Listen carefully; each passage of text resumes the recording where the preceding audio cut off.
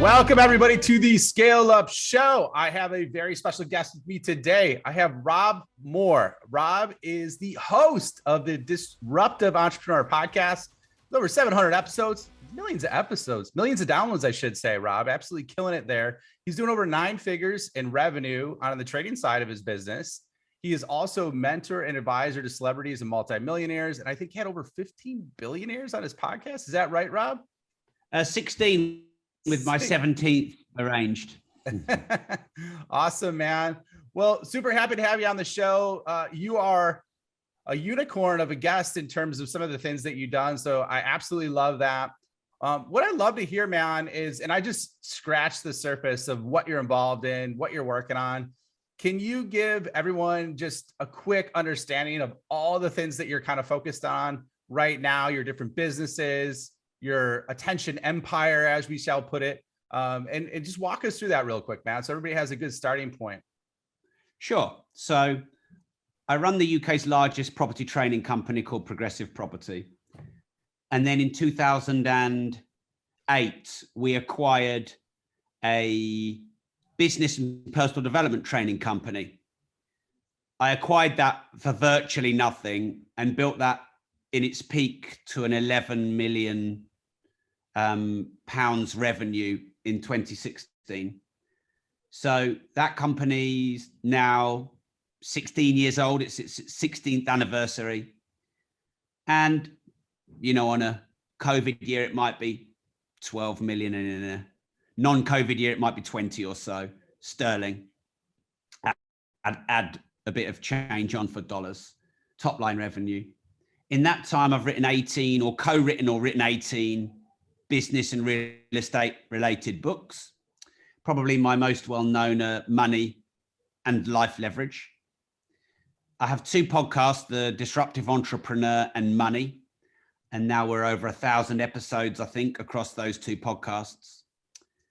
I broke the world record for the longest public speech and then broke it again with a team twice. Over sort of the 2015 to 2018 years. I have a foundation called the Rob Moore Foundation that helps young and underprivileged people start meaningful businesses that change the world.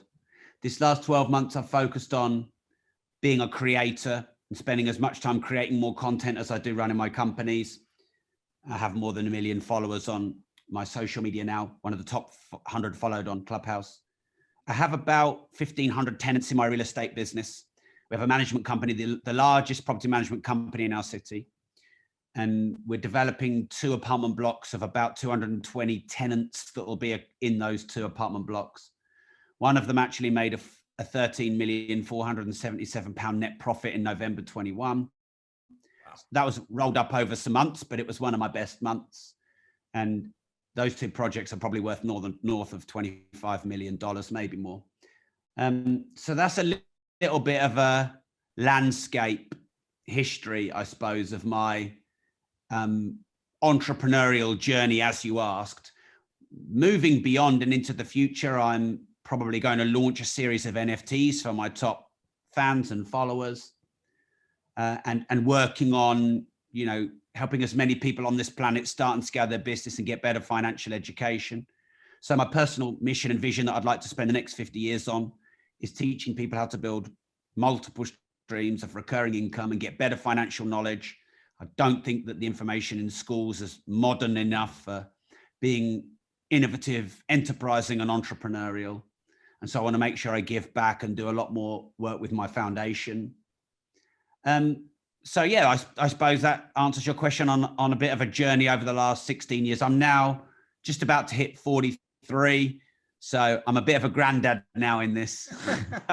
These young YouTubers making millions off entertainment, you know, some of them are kind of like people I look up to now, whereas it was the 70-year-old billionaires I used to look up to when I was 27. Well, there's the like 500 things we could unpack from that little intro that you gave, man. Absolutely impressive. I love that you're looking at long-term with giving back to young entrepreneurs and helping educate. Because I agree, Matt, like college is broken. No matter college or university, whatever you want to say, it's absolutely broken. So So let's dig into a couple of those areas, because I'd love to hear your journey on that. So why, Rob, why like did you decide, you have all those businesses, all those things going on? Why did you really decide over the last year and a half to focus on creating content and really doubling down on that with everything else that you have going on? Why? Number one, first and foremost, which should be the driver of your decisions, is I really enjoy it. I don't enjoy managing tenants. I don't enjoy dealing with insurance and brokers and lawyers, accountants. Not that there's nothing wrong with that. It's just not my flow. I really enjoy things like this, sharing content, hopefully inspiring other people like people inspired me, and hopefully giving people some practical tactics. I think that being a creator is a legitimate career now, whereas maybe it wasn't 5 years ago. Many of the social media platforms that I'm quite prolific and consistent on are rewarding me with many monetization tools. It opens up massive collaboration opportunities. I love meeting really cool and interesting people, and you get to do that in your interviews and collaborations. So really, that's the main driver. Another driver is it's an additional income stream. So, I've got book and audio book income streams. I've got real estate income streams.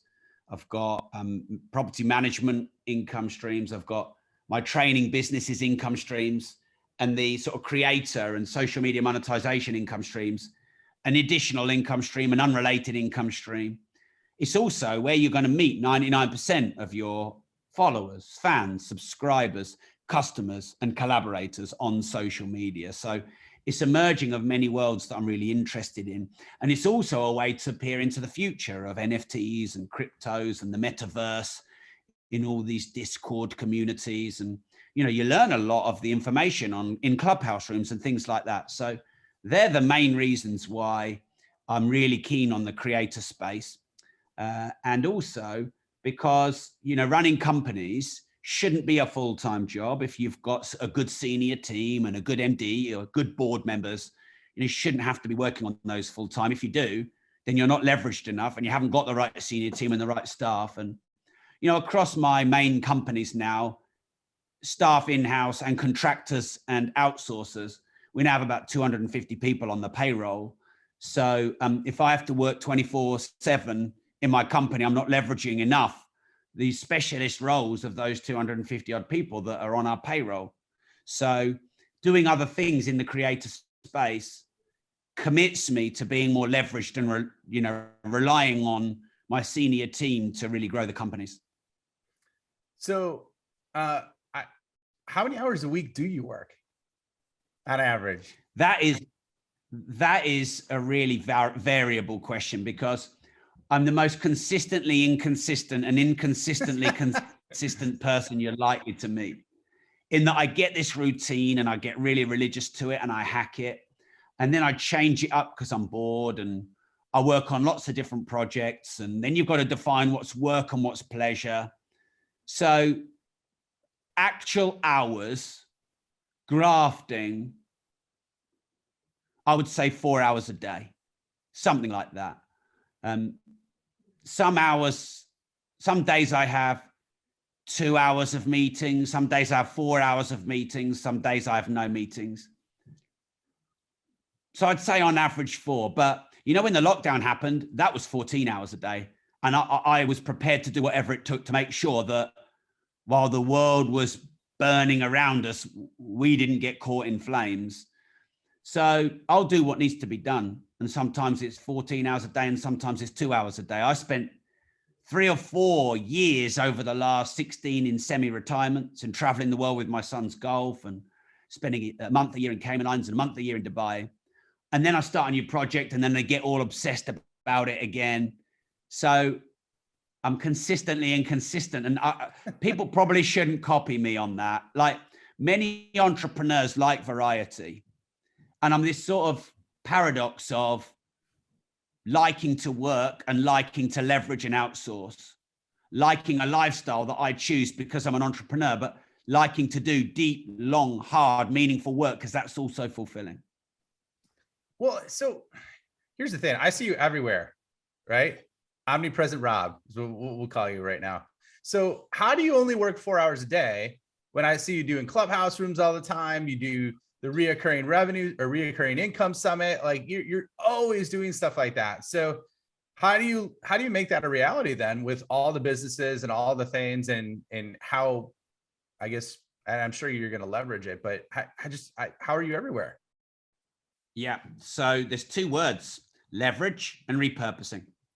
So the Recurring Income Summit, which is a 2-day, 16-hour special event we run, I do 2 slots an hour each, day 1 and day 2. And I've got my partners and the founder of Netflix and billionaires and the host who do the other slots. So, you know, I do 1 slot every 8, 1 hour every 8. That's leverage. When I do clubhouse rooms, I'll start the room, I'll bring in a squad, and we'll each take in turns to do our half-hour slot, and I'll do 1 half-hour slot in a 3-hour room. Currently, right now, I'm in a clubhouse room, but I'm not in a clubhouse room, and someone else is running it. So there's leverage there.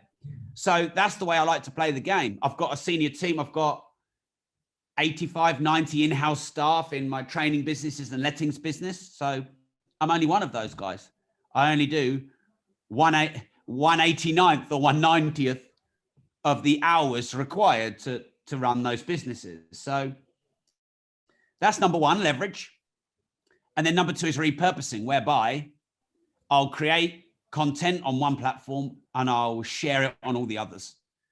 So I'll often be live in Clubhouse and Instagram at the same time while recording a podcast episode, or I'll do something like this with you, and then we'll chop up the best bits for TikTok and Instagram Reels and Facebook and YouTube and everything else. So one piece of content into 10, into 40, into 50 gives the illusion of, well, it's not an illusion of omnipresence. It is omnipresence, but it's an illusion of live omnipresence. Yeah. And in full transparency, I am a client of Rob's for the omnipresence. So his team does an amazing job. Absolutely love it. And it's a way of working smarter versus harder. But Rob, how did you get that point? So like, you're starting off, you're early on, or you've been doing the entrepreneur game for a while. How do you build an audience? So number 1 is you've got to post content regularly. Number 2, you've got to be clear what your niche is to attract the right audience. Number 3, you've got to try and hack virality somehow, whether it's getting shares or doing interview collabs or finding a channel in its viral phase of growth. Number 4 is you've got to try and be a bit different, interesting, unique, quirky, disruptive, contrarian, controversial, polarizing, memorable. And then you've just got to keep at it and push through some droughts and push through some times where you feel like it's not really working, and keep testing new platforms and new tactics, new places to go live, new content, new headlines. So I'd say that's a little 5-step process of growing an audience in the quickest way possible. Love that, man. Okay. So you mentioned NFTs. Why do you think NFTs are the future? Like, I know you're spinning up a new project on that, but why are they the future? Why are NFTs the future? Well, NFTs are possibly a part of the future. Okay. Gotcha. They're not the future, because what goes up can also come down, and it's in an early adopter phase, but it may flatline or it may reverse. So for me, NFTs are part of the digital revolution. Now, if you think about it, the digital revolution was started by the internet, and the internet isn't even 4 decades old. And other things like telecommunications and rail and steel and oil, these are all centuries old. So the internet spawned the digital revolution as opposed to the industrial revolution or any other kind of revolution. And so what's gaining speed is information exchange across the planet faster than ever, the global interconnected network effect of reach instantaneously, and then all these new digital assets that are being built, cryptocurrencies, blockchains, altcoins, ICOs, DAOs, NFTs, the metaverse, you know, all these new disruptive digital assets, essentially. It's exciting, it's new, but it's also the Wild West. It's a land grab in the digital space. Some of these are going to be here to stay and are going to boom and become the future of digital real estate. And some of these are going to be a little bit of a flash in the pan. What do they call those coins that were flash in the pans? I think they call them shit coins. So, you know, NFTs are exciting because they're a part of this digital revolution where we're in the decentralized economy and decentralized media and social media, where an artist or a creator, anyone, you and I, can set up our own digital assets, and we can do it fairly quickly and with low friction. So I've been planning for many months my own NFT launch, but I don't want to get pulled into the hype or do something gimmicky or just for the sake that everyone's doing an NFT or talking about it. I want to make sure that it has real value. And it's not risky, you know, for my community and my followers. So I can't speak any more about it, but my NFT will have utility attached to it and not just, hey, buy a JPEG off me, you know, for a load of money. Even though I used to be an artist, so I'd be more credible than some, but really what the NFT is, it's just a new form of asset and a new form of a launch, really. Love that, man. Absolutely love that. So let's take a step back a little bit and talk about your journey, right? So we talked about where you're at today. You know, the one thing that we didn't talk about is how you got here and who you had to become to make that a reality. So can you walk us through that from a high level, your entrepreneurial journey, and then who did you have to become first before you started to have these results? Okay. So who I had to become was someone that had a less of a need to people please and could accept and face criticism, challenge, and trolls and haters, and someone who was more comfortable with who they are and a thicker skin to rejection and hate. That's who I had to become. And that person can then deal with challenges with no loss of enthusiasm. That person can go from rejection to rejection until they finally succeed. That person can have the resilience to deal with, you know, the constant barrage of things that would otherwise break other startup entrepreneurs. And that's what every entrepreneur's got to become if they want to really grow. And I wasn't that person for 30 to 35 years because I was the fattest kid in school in my year for 3 years straight. And so I had a lot of bullying, physical and emotional, but more emotional, and as much in my own head as it was from other people. Right. And the only way I survived and adapted growing up in school with that was by coping by learning to people please, which is to learn to agree with everyone and never cause any friction, and, you know, always be the guy that would listen to everyone, and, you know, the guy that everyone liked, and the guy that liked everyone, and the guy that was just nice, and, you know, that fitted in and would always, you know, I would hang out with the guys that were into the rap music and the guys that were into the rock music and the sporty people and the kind of more intellectuals and the book readers and the geeks and, you know, all the different fraternities and groups you got at school.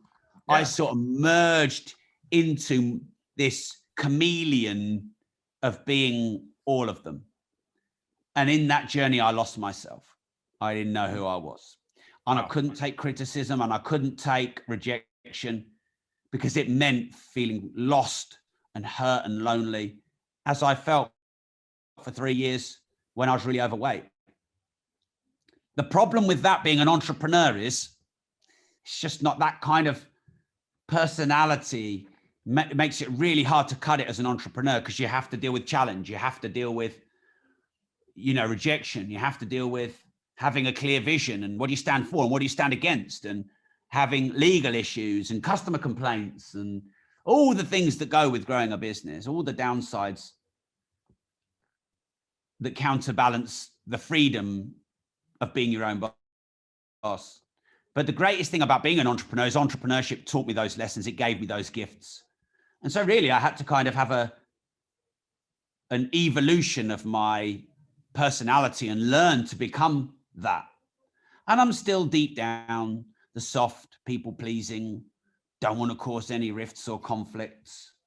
There's still that inside me, but it's just, it doesn't, I can play the character and the role of being disruptive or transcending criticism, knowing that I'm going to piss people off in the pursuit of my own vision, knowing that if I stand for something, people are going to stand against me, and being totally okay with that. And, you know, facing that courage to be disliked and ridiculed and ostracized and tormented and trolled and hated, and still having no loss of enthusiasm and drive and desire to achieve my vision, which is to help as many people on this planet start and scale their business and get better financial education.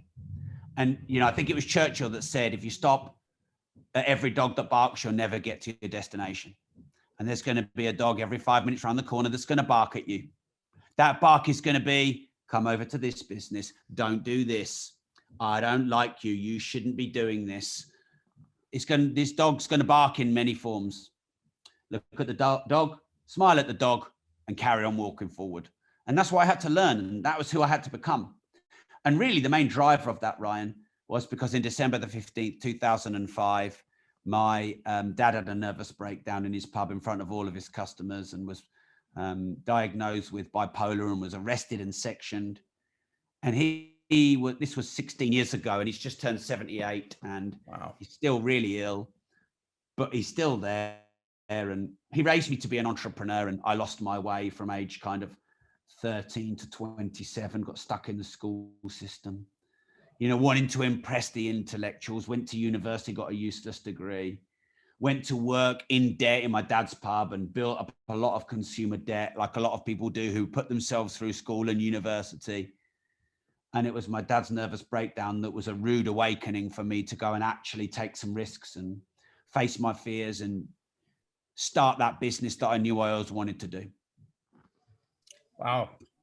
Yeah, man. I mean, so I could say that's one of the things that I struggle with, what you just talked about right there, where you get distracted, or you should do this, you shouldn't do that. I mean, there's so many voices, especially if you're trying to be active on social media. There's a lot of empty calories on there as well. Like if you let it consume you.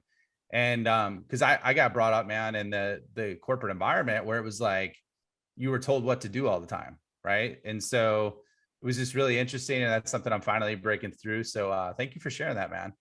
That'll inspire and help a lot of people, I think. So thank you, man. Appreciate you on that. So we're getting close on time. So I just kind of want to wrap things up, and, you know, a couple quick fast fire questions for you. So who is your favorite guest you've ever had on your podcast? I've had over 200 guests. It's hard to pick out of all the billionaires and the mega celebrities, but my most challenging interview that I did twice was Floyd Mayweather. He tested my skills the most. It was the hardest. He was the most defensive. So for that reason, and the twice and the challenge it forced me to grow, I'd have to choose Floyd Mayweather. I would never have guessed that. I'm going to go back and listen to that because I have not heard that one. So that's awesome. Okay. So what would you say is the favorite, are you a reader, by the way? Or no? Or do you just watch video and content? Okay. What's your favorite? I would assume so. You've written freaking 18 books. So I'm assuming you're a reader. What's your favorite book you've read over the last couple of years? Okay. So I've read 3,000 books. And my favorite two of all time are Think and Grow Rich by Napoleon Hill, because that taught me to think and grow rich. And Arnold Schwarzenegger's autobiography, because that taught me to think bigger than I ever thought possible. Wow. You're the first person I've heard mention Schwarzenegger's. That's another one. Okay. Think and Grow Rich. I've read it. How many times have you read Think and Grow Rich? Yeah, a few. Some people read it like 50 times. I'm not kidding you. Like they're obsessed with that book. So anyways, what's your favorite tool in your business that you couldn't live without?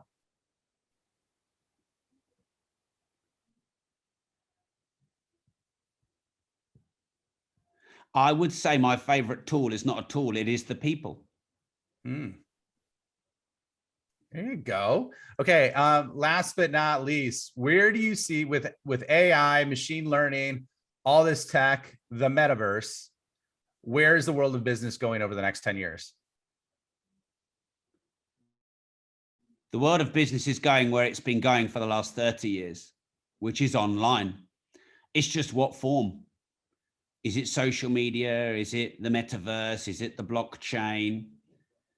It's the fastest evolution of information exchange, the lowest friction of speed of implementation.